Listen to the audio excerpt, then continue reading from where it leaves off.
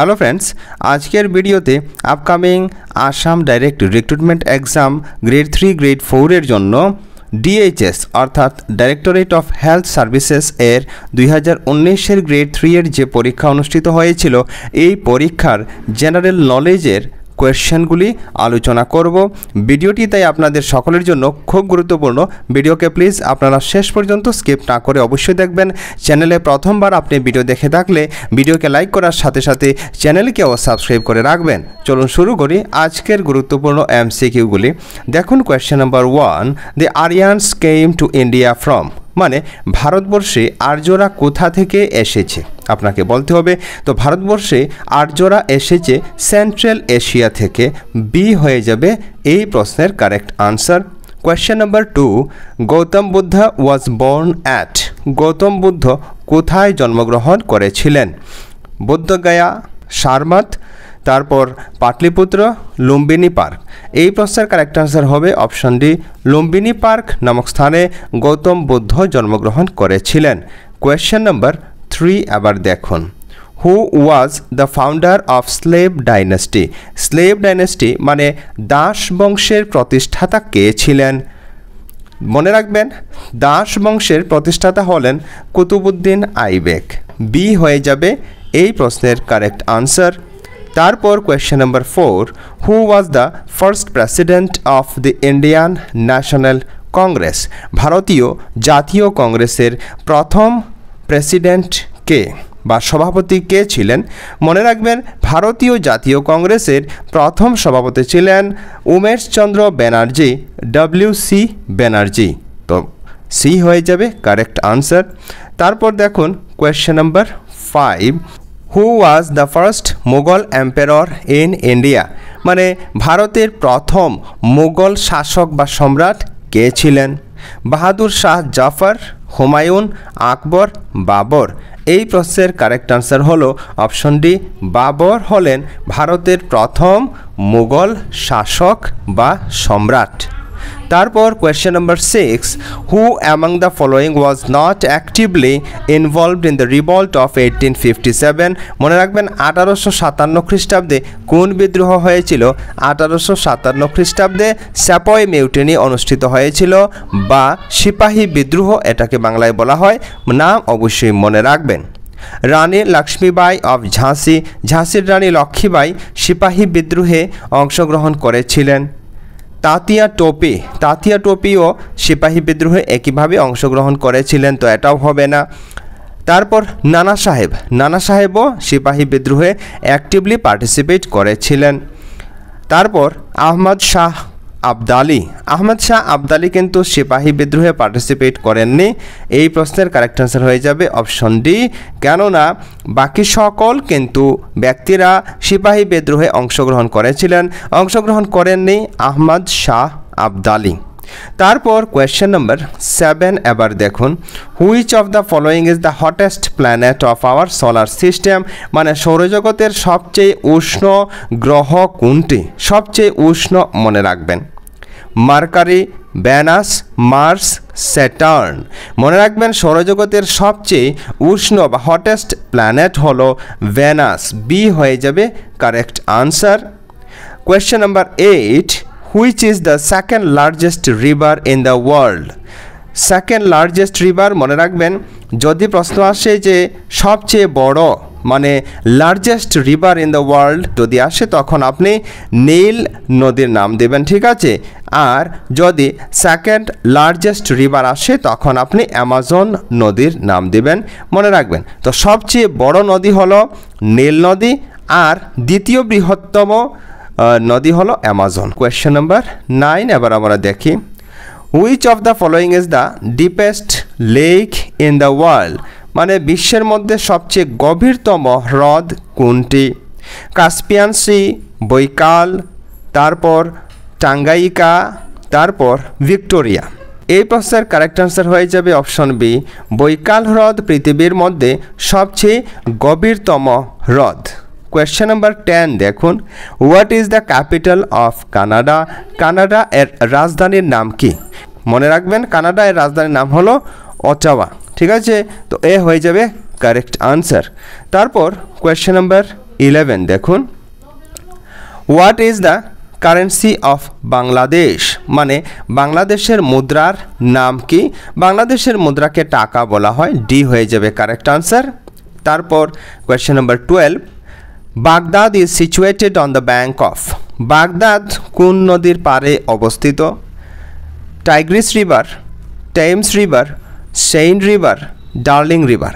মনে রাখবেন Baghdad Tigris নদীর তীরে অবস্থিত, এ হয়ে যাবে কারেক্ট আনসার। তারপর কোয়েশ্চেন নাম্বার 13 দেখুন, which of the following rivers is also known as Bengal's sorrow, বাংলার দুঃখ নামে কোন নদীকে জানা যায়? তিস্তা, হুগলি, দামোদর, গঙ্গা। মনে রাখবেন বাংলার দুঃখ বেঙ্গলস সরো নামে জানা যায় দামোদর নদীকে, সি হবে কারেক্ট আনসার। তারপর কোয়েশ্চেন নাম্বার 14 দেখুন, which of the following is also called land of the rising sun, মানে সূর্য উদয়ের স্থান বা ভূমি কাহাকে বলা হয়, কোন স্থানকে বলা হয়? North Korea, Japan, Alaska, Australia. এই প্রশ্নের কারেক্ট আনসার হবে জাপান। জাপানকে বলা হয় সূর্য উদয়ের দেশ বা সূর্যোদয়ের ভূমি। তারপর question number 15, Konark is famous for its, Konark ইহার কিসের জন্য বিখ্যাত? কোনার্ক মনে রাখবেন নিজের মতি মসজিদের জন্য বিখ্যাত, বি হবে কারেক্ট আনসার। তারপর কোয়েশ্চেন নাম্বার 16 আবার দেখুন, which of the following is not a sea port, নিচে যে সমস্ত নাম দেওয়া হয়েছে এই নামের মধ্যে কোনটি একটি সি পোর্ট নয়? আপনাকে বলতে হবে।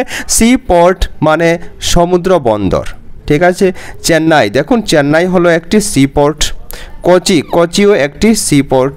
তারপর দেখুন অপশন সি মর্মগাঁও একটি C port.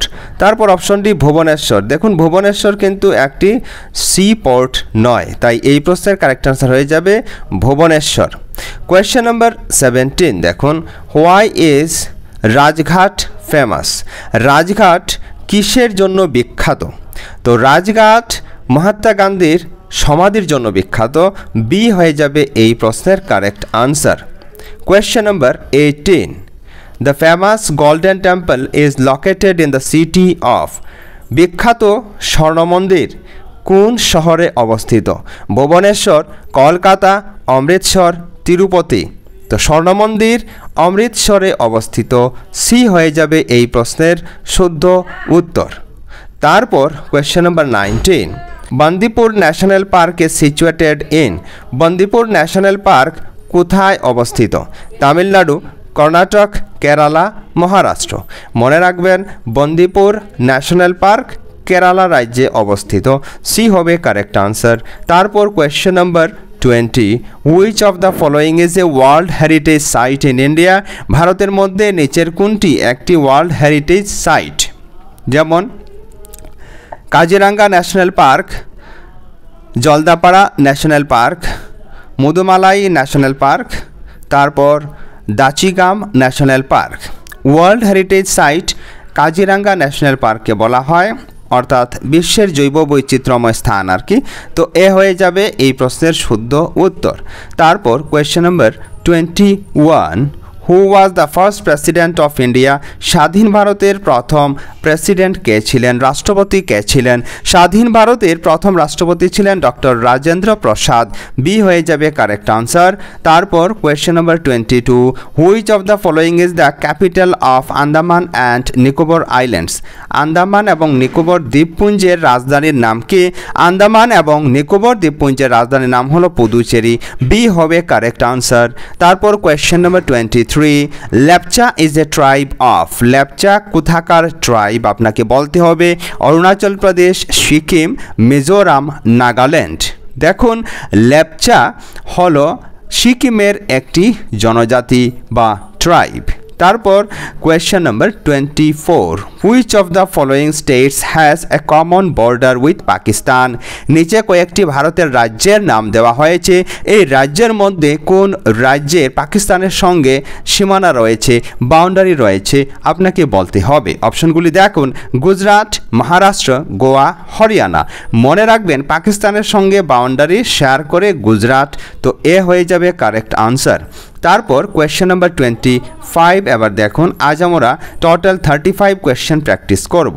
How many Lok Sabha seats are there from Assam, আসামের লোকসভা সদস্যের সংখ্যা কত? ঠিক আছে, এই প্রশ্নের কারেক্ট আনসার হয়ে যাবে অপশন সি 14। আসামে 14 জন এমপি আছেন। ঠিক আছে, তারপর question number 26, the governor of an Indian state is appointed by, ভারতের রাজ্যের যে গভর্নর থাকেন এই গভর্নর কার দ্বারা নিযুক্ত হন, অ্যাপয়েন্ট হন? এই প্রশ্নের কারেক্ট আনসার হয়ে যাবে দ্য প্রেসিডেন্ট অফ ইন্ডিয়া, মানে ভারতের যে রাজ্য রয়েছে এই রাজ্যগুলির গভর্নর ভারতের রাষ্ট্রপতির দ্বারা নিযুক্ত হয়ে থাকেন। তারপর কোয়েশ্চেন নাম্বার দেখুন 27, who wrote the book a tale of two cities, a tale of two cities এই বইটি কে রচনা করেছেন বা কে লিখেছিলেন? তো এই প্রশ্নের কারেক্ট আনসার হয়ে যাবে option A Charles Dickens. Question number 28, Subrata cup is played for, এখানে ডি না, তো সুব্রত কাপ কোন খেলার সাথে জড়িত বা সুব্রত কাপ কিসের জন্য খেলা হয়, কোন খেলাতে খেলা হয় আর কি? Football, cricket, hockey, badminton. মনে রাখবেন সুব্রত কাপ ফুটবল খেলার সঙ্গে জড়িত, এ হয়ে যাবে কারেক্ট আনসার। তারপর কোয়েশ্চেন নাম্বার 29। ফ্রেন্ডস, ভিডিওটি যদি আপনাদের ভালো লাগে তাহলে প্লিজ অবশ্যই ভিডিওকে লাইক করার সাথে সাথে আপনি কোনো সাজেশন দিতে চাইলে আমাদেরকে অবশ্যই কমেন্ট বক্সে লিখে জানাবেন। তো কোয়েশ্চেন নাম্বার 29 কি বলছে দেখুন, the place where cycling competition is held is called, যে স্থানে সাইক্লিং কম্পিটিশন মানে সাইকেল চালিয়ে যে প্রতিযোগিতা হয় কার চেয়ে কে বেশি দ্রুত গতিতে সাইকেল চালাতে পারে, এটা যে স্থানে অনুষ্ঠিত হয় ওই স্থানকে কি বলা হয়? কোর্স, রিং, তারপর ভেলোড্রোম, তারপর ফিল্ড। মনে রাখবেন যেখানে সাইক্লিং কম্পিটিশন অনুষ্ঠিত হয় ওই জায়গাকে বলা হয় ভেলোড্রোম, সি হবে কারেক্ট আনসার। তারপর কোয়েশ্চেন নাম্বার 30 দেখুন, হোয়ার ইজ বরবটি স্টেডিয়াম সিচুয়েটেড, মানে বরবটি স্টেডিয়াম কোথায় অবস্থিত? অপশনগুলি দেখুন, ভুবনেশ্বর, কানপুর, কটক, মুম্বাই। মনে রাখবেন বরবটি স্টেডিয়াম উড়িষ্যার কটক শহরে অবস্থিত, সি হয়ে যাবে কারেক্ট আনসার। তারপর question number 31, who was the first man to go into space, space পরিভ্রমণ করা বা স্পেসে যাওয়া প্রথম মানব কে? এই প্রশ্নের কারেক্ট আনসার হয়ে যাবে ইউরি গ্যাগারিন, বি। ঠিক আছে, তারপর কোয়েশ্চেন নাম্বার দেখুন 32, who was the first woman to conquer Mount Everest, Mount এভারেস্টে আরোহণ করা প্রথম মহিলা কে? মাউন্ট এভারেস্টে উঠা বা মাউন্ট এভারেস্টে আরোহণ করা প্রথম মহিলা হলেন জানকো তাবেই, সি হবে কারেক্ট আনসার। তারপর question number 33, what is the old name of Kozhikode, কাজিকোডের প্রাচীন বা পুরাতন নাম কি? তো কাজিকোডের পুরাতন নাম হলো কালিকট, এ হবে কারেক্ট আনসার। তারপর দেখুন question number 34, which of the following is the date for observing Hiroshima day, নিচের কোন তারিখকে হিরোশিমা ডে হিসাবে পালন করা হয়? মনে রাখবেন জাপানের হিরোশিমা ও নাগাসাকি এই দুই স্থানে পারমাণবিক বা অ্যাটম বোম বিস্ফোরণ করা হয়েছিল। এই প্রশ্নের শুদ্ধ উত্তর হয়ে যাবে 6 আগস্ট, 6 আগস্ট তারিখে হিরোশিমা ডে পালন করা হয় ওই দুই স্থানে বম ব্লাস্ট করার জন্য। ঠিক আছে, তারপর last question of today's video, question number 35, what is the parliament of Russia called, মানে রাশিয়ার পার্লামেন্টকে কি বলা হয়, মানে রাশিয়ার সংসদকে কি বলা হয়? আপনাকে বলতে হবে ডুমা, ডায়েট, কংগ্রেস, নেসেট। এই প্রশ্নের কারেক্ট আনসার হয়ে যাবে অপশনে ডুমা, রাশিয়ার যে সংসদ রয়েছে এটাকে ডুমা বলা হয়। ফ্রেন্ডস, আজকের ভিডিও এ পর্যন্তই। এ ধরনের আরও ভিডিও পেতে আপনি সার্থক এডুকেয়ার চ্যানেল সাবস্ক্রাইব করে আমাদের সাথে থাকবেন। পরবর্তী ভিডিওতে অন্য টপিক নিয়ে আমরা আলোচনা করব। ততক্ষণ পর্যন্ত আপনি পড়তে থাকুন, সুস্থ থাকুন। জয় হিন্দ।